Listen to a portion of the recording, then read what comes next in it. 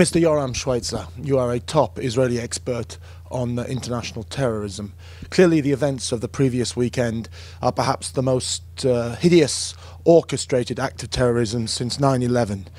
What can we do? What can we learn from this? We learned that there is a risk and danger emanating from the Syrian crisis. There are a lot of Westerners that have been trained, qualified, and indoctrinated there and wish to come back to Europe to operate against European countries. And this was probably the first attempt by a group of Europeans that were qualified there, threatened to come back, and succeeded in doing so. You give the impression, therefore, that this was a highly orchestrated campaign, a highly orchestrated attack involving people from Europe that were radicalized. If this is the case, and if this is happening increasingly, how does that affect the refugee and the migrant situation? I don't see a direct connection. The migrants have fled Syria because of their own reasons, because of humanitarian reasons. Maybe some of the perpetrators will take advantage of this stream of refugees, but I wouldn't smear the whole immigration population because of this atrocity.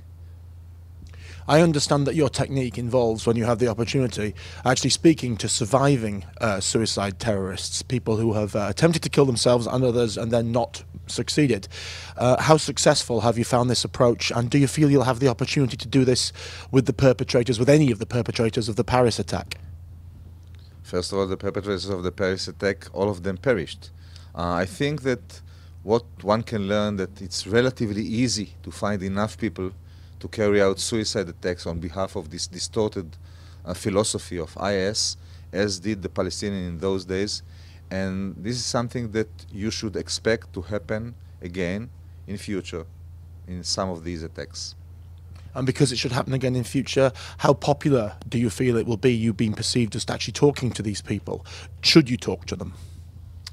I always, and there are other colleagues who would like to speak to these people in order to learn the way of thinking. I've been doing it for 2.5 years very extensively.